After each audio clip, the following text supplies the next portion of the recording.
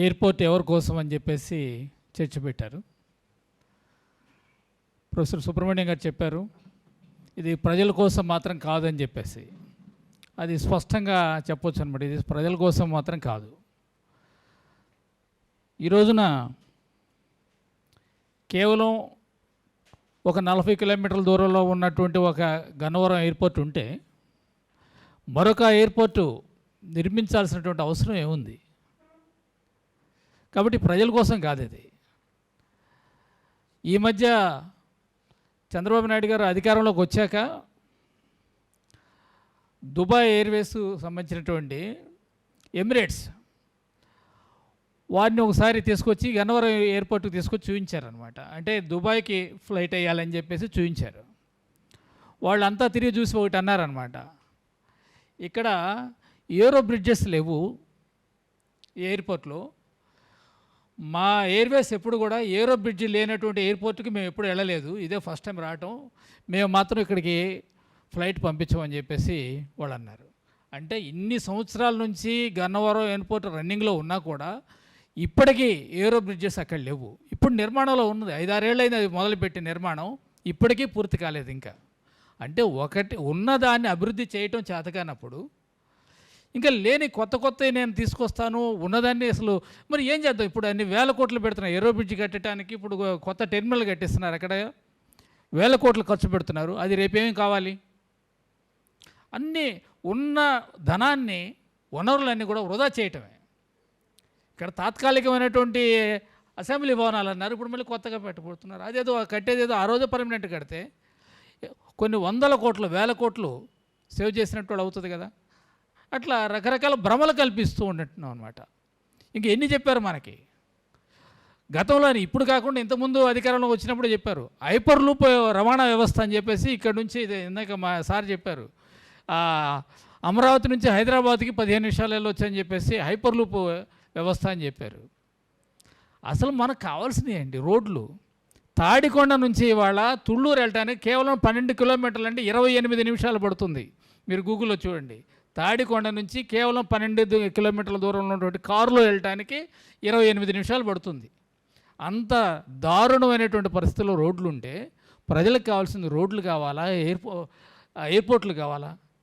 కాబట్టి కావాల్సినటువంటి ఏ ప్రాంతం, నిన్న కృష్ణా జిల్లాకి వెళ్ళాను, అక్కడ చూస్తే కారు వెళ్ళాలంటే ఎంత పెద్ద గోతులు ఉన్నాయన్నమాట రోడ్డు మీద. అది పరిస్థితి. ఎక్కడికి వెళ్ళినా కూడా ఆ పరిస్థితులు ఉన్నాయి. అంటే ప్రజలు కామన్గా ప్రజలు ఏవైతే అడుగుతారో అవి మాత్రం వదిలేస్తున్నాడు. సీ ప్లేన్ తీసుకొస్తానన్నాడు. సీ ప్లేన్ ఎవరికి అవసరం అండి? మాల్దీవ్స్లో వాళ్ళు అక్కడ వాడుతుంటారు. ఎందుకంటే అక్కడ ఒక్కొక్క దీవి వచ్చేసి 10 ఎకరాలు 15 ఎకరాల కన్నా లేవు అనమాట. అక్కడ ఎయిర్పోర్ట్ కట్టడానికి రోడ్లు గిట్లు ఏమి ఉండవు. కాబట్టి ఒక ప్రాంతం నుంచి వాడికి వెళ్ళాలంటే కేవలం బోట్లో అన్నా వెళ్ళాలి, సీ ప్లేన్లోనే వెళ్ళాలి. వాళ్ళకి వేరే ఆల్టర్నేటివ్లు. కాబట్టి వాళ్ళకి అవసరం కాబట్టి వాళ్ళు పెట్టుకున్నారు. అది లగ్జరీ కాదు, వాళ్ళకి అది అవసరం. మాల్దీవులో సీ ప్లేన్ అనేది అవసరం. మనకి ఇక్కడ సీ ప్లేన్ తీసుకొస్తాను, ఇక్కడ నుంచి ఇంకో చోటికి హైదరాబాద్ మామూలు ప్లేన్ ఉంటే సీ ప్లేన్లో వెళ్ళాల్సిన పని ఏముంది? అట్లా రకరకాల.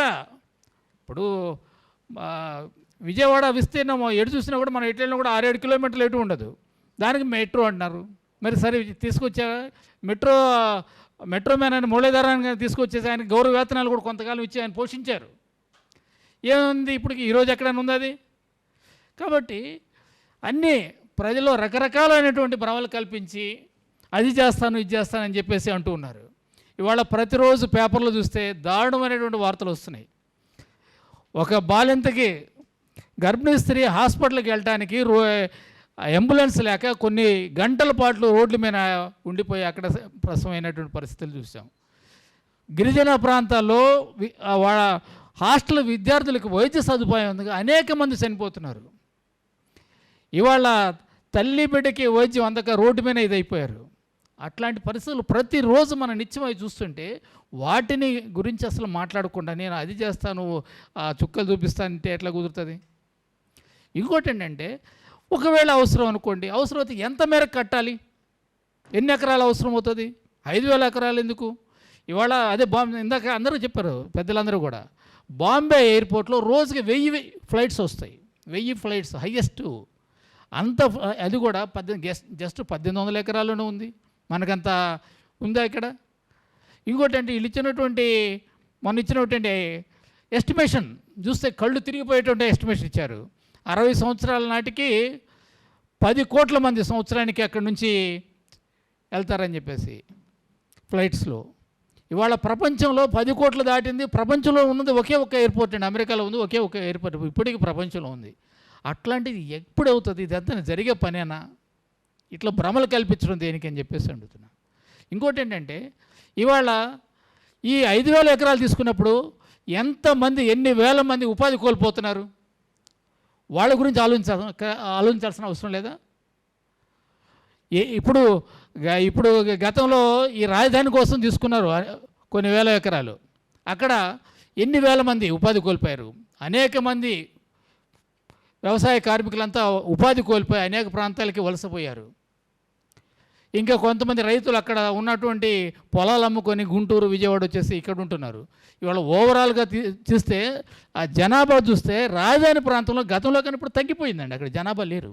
వలస వచ్చిన వాళ్ళు ఇప్పుడు పనిచేస్తున్న వ్యక్తులు తప్ప అక్కడ స్థిరంగా ఉన్నటువంటి వ్యక్తుల జనాభా తగ్గింది అక్కడ. అటువంటి పరిస్థితుల్లో ఇంకోటి ఏంటంటే, ఈ మార్పులు చాలా వేగంగా వస్తున్నాయి. మనం ఊహించలేనంత వేగంగా వస్తున్నాయి. ఎప్పుడు జరుగుతుందో పరిస్థితి ఏమైనా తెలియదు. మనం అదే అనుకుంటాం, విజనరీ అనుకుంటున్నాం. ఆయన గతంలో ఫస్ట్లో ఉన్నప్పుడు, ముఖ్యమంత్రిగా ఉన్నప్పుడు ఏం చెప్పాడు? జనాభా విపరీతంగా పెరిగిపోతుంది, ఎట్టి పరిస్థితుల్లో కుటుంబ నియంత్రణ చేయాల్సిందే అది చెప్పేసి తాట తీస్తాను, మీరు కుటుంబ నియంత్రణ ఆపరేషన్లు చేయించకపోతే డాక్టర్ల మీద యాక్షన్, వాళ్ళ మీద యాక్షన్ అని చెప్పేసి ప్రతి ఒక్కరి మీద చిందులేశారు, చేశాడు. 10 ఏళ్ల తర్వాత మళ్ళీ 2014లో అధికారంలోకి వచ్చినాక అమ్మమ్మమ్మ జనాభా అంతా తగ్గిపోతుంది, ఇంకేం లేదు, మళ్ళీ పిల్లల్ని పుట్టించాల్సిందని చెప్పేసి కూడా చేస్తున్నాడు. అంటే విజనరీ అంటే ఏంటి? ఇదేనా విజనరీ? 10 ఏళ్ల ముందు ఏం జరుగుతుందో ఊహించిన ఆయన విజనరీ ఎట్లా అవుతాడు? ఇవాళ పరిస్థితులు కూడా ఎట్లా ఉన్నాయి, కొన్ని ఊహించిన విధంగా ఉన్నాయి, మార్పులు వస్తున్నాయి. గతంలో మాది పొన్నికల్లు, గుంటూరుకి మా ఊరికి గంటకు ఒక బస్సు ఉండేదన్నమాట. అయితే మేము అనుకున్నాం ఇంకా జనాభా పెరిగితే అరగంటకు బస్సు వస్తుందేమో అని చెప్పేసి అనుకున్నాం. ఇవాళ ఒక్క బస్సు కూడా లేదు, ఎందుకంటే అందరికి 2 వీలర్స్ వచ్చేసినాయి, బస్సు ఎక్కేవాళ్ళు లేరు. రేపు ఇదే పరిస్థితి. రోజు ఒక టెక్నాలజీ చూపిస్తున్నారు, హై స్పీడ్ ట్రైన్ అంటున్నారు. రోజు మనం పేపర్లు వీళ్ళు మళ్ళీ వేస్తూనే ఉన్నారు. అమరావతి నుంచి హైదరాబాద్కి గంట, అమరావతి నుంచి చెన్నైకి బెంగళూరుకి 2 గంటలు, అమరావతి నుంచి బాంబే 3 గంటలు అంటున్నారు. అవన్నీ వచ్చినప్పుడు ఫ్లైట్ ఎక్కాల్సిన పని ఏముందండి? కాబట్టి ఇవన్నీ వచ్చినప్పుడు ఇంక ఫ్లైట్ ఎక్కాల్సిన పనే ఉంది. కాబట్టి భవిష్యత్తులో ఇన్ని మార్పులు రాబోతున్నాయి. అని ఇంకోటి ఏంటంటే, ఇవి ఎక్కడ లేని టెక్నాలజీ కూడా కాదు. ఇప్పుడు చైనాలో బాగా వాడుతున్నారు హై స్పీడ్ ట్రైన్స్ అనేది, బాగా ఎక్కువగా చైనాలో యూజ్ చేస్తున్నారు. కాబట్టి అవి ఇక్కడికి వచ్చినాయి అనుకోండి, అంత అవసరం ఉండదు కదా. కాబట్టి ఎన్ని అవసరాలని వీటన్నిటిని మనం దృష్టిలో పెట్టుకొని భవిష్యత్తు అవసరాలని ఇక్కడ ప్రజలకు ఒక ఏది అవసరమో ఏది అవసరం లేదనేది గమనించాలి. అట్లా కాకుండా 5,000 ఎకరాలు తీసుకున్నప్పుడు ఆ ప్రాంత రైతులు వాళ్ళు ఏం చేయాలి? ఇంకోటి వీళ్ళు చెప్పడం ఏంటంటే, కోట్లు వస్తాయి, వాళ్ళు పారిశ్రామికవేత్తలు అయిపోతారంటారు. కోట్లు రాగానే కోటి ₹1 ఎవరికైనా ఇస్తే వాళ్ళు పారిశ్రామికవేత్త అవుతాడండి? వాడు వ్యాపారం చేసుకోవడం వచ్చా? తెలియాలి కదా ఏదైనా. ఇప్పుడు 12 సంవత్సరాలు అయింది రాజధానిలో భూములు తీసుకున్నాక ఎంతమంది రైతులు పారిశ్రామికవేత్తలు చేశారు? ఎంతమంది రైతులు అక్కడ వచ్చిన సొమ్ముతో ఇండస్ట్రీస్ పెట్టగలిగారు? ఎంతమంది వ్యాపారాలు చేయగలిగారు? ఇంకోటి, వాళ్ళకి అటువంటి సదుపాయాలు ఏమన్నా చేస్తున్నారా? స్వయం ఉపాధి పథకాలు ఏమన్నా ఉన్నాయా? చిన్న పరిశ్రమలు పెట్టుకునేటువంటి మార్గాలు వాళ్ళకి ఏమైనా చూపించారంటే ఏమీ లేదు.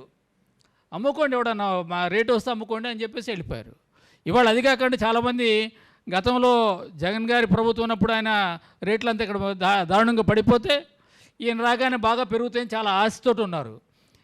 వచ్చారు, రాగానే పెరిగినాయి పాపం, చాలా సంతోషంలో ఇంకాస్త పెరుగుతులే అనుకున్నారు. ఈయన సెకండ్ ఫేజ్, థర్డ్ ఫేజ్ 1,00,000 ఎకరాలు అనేసరికి ఉన్నది కాస్త కొనే దిక్కు లేని పరిస్థితికి వచ్చింది. వాళ్ళు అమ్ముకోవాలంటే ఎట్లా? ఇప్పుడు 10 సంవత్సరాలు ఏదో కౌలిస్తానంటావు, 10 సంవత్సరాల తర్వాత వాడు ఎట్లా జీవించాలి చెప్పండి? 10 సంవత్సరాల తర్వాత ఉన్న భూమిని అమ్ముకుంటే తప్ప వాడికి రూపాయి ఆదాయం లేని పరిస్థితి. ఆ ఉన్న భూమి మీద ఏదైనా ఆదాయం వస్తుందంటే ఏమీ రాదు. పొలం అయితే ఏదో ఒకటి పండించుకుంటారు, కానీ నువ్వు ప్లాట్లేసి ఇచ్చినాక దాని మీద ఆదాయం ఉంటుంది? ఎటువంటి ఆదాయం ఉండదు. కాబట్టి రైతులు కానీ అక్కడ ఉన్నటువంటి కూలీలు కానీ ఏ విధంగా బ్రతకాలి? కాబట్టి ఇన్ని సమస్యలు ఉంటే వీటన్నిటిని వదిలేసి మా దగ్గర ఇంకోవైపు మా దగ్గర డబ్బులు లేవు అని చెప్తూ ఉంటాడు. మెడికల్ కాలేజీలు కట్టబడి మా దగ్గర డబ్బులు లేవు, మెడికల్ కాలేజీలు కట్టాలంటే 20 ఏళ్ళు పడుతుంది అన్ని స్టేట్మెంట్లు ఇచ్చారు. మరి ఎయిర్పోర్ట్ 3 ఏళ్ళు అట్లా కడతాడు, ఇంకొందరు 2.5 సంవత్సరాలు. ఇంకా 29 జనవరి తర్వాత ఏం చేసే అవకాశం కూడా లేదు, 29 జనవరి దాకా ఏదైనాక. కాబట్టి ఇంత షార్ట్ పీరియడ్లో ఏం చేయగలుగుతారు? ఇంకోటి ఏంటంటే ఏదైనా ఫెయిల్యూర్స్ ఏంటంటే వేరే వాళ్ళు నెట్టవచ్చు అని చెప్పేసి ఈయన ప్లాను. అంటే ఎట్లాగా 40 ఏళ్ళు 30 ఏళ్ళు నేను అధికారం ఉన్నాను కదా, కాబట్టి ఎందుకు కాలేదంటే నా తప్పు కాదు, మీది తప్పు, మీరు జగన్ని గెలిపించారు కాబట్టి, లేకపోతే నేను 40 ఏళ్ళు నన్నే గెలిపిస్తే నేను అయ్యి ఉండి నేనైతే చేసేవాడిని అని చెప్పి చెప్పుకోవచ్చు. ఇవాళ అదే పరిస్థితి. 12 ఏళ్ళలో నువ్వేం చేయలేదంటే నా తప్పే ఉంది, మధ్యలో మీరు జగన్ గెలిపించారు కదా అందుకే కాలేదంటారు. అది కాబట్టి నువ్వు గెలుస్తాను గ్యారెంటీ ఏమైనా ఉంది? అన్నీ చేసినా కూడా గెలుస్తారని గ్యారెంటీ ఏమి లేదు, ఏ నాయకుడు లేదు.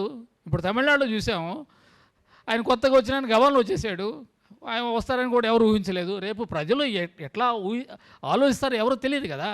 కాబట్టి భవిష్యత్తు ఏంటంటే మనం చేసే పనుల్ని భవిష్యత్తులో వచ్చే ప్రభుత్వాలు కూడా కంటిన్యూ చేసే విధంగా ఉండాలి, కానీ అది ప్రజలకి ప్రభుత్వాలకి భారంగా తయారవ్వకూడదని చెప్పేసి మనందరూ కూడా ప్రభుత్వమైన ఒత్తిడి తీసుకొచ్చేసి ఇటువంటి అనాలోచితమైనటువంటి చర్యల్ని ప్రభుత్వం తక్షణమే ఉపసంహరించుకోవాల్సిందిగా ఈ సందర్భంగా డిమాండ్ చేస్తూ ఈ యొక్క అవకాశం ఇచ్చినటువంటి పెద్దలకు నా కృతజ్ఞతలు తెలియజేస్తున్నాను. Thank you.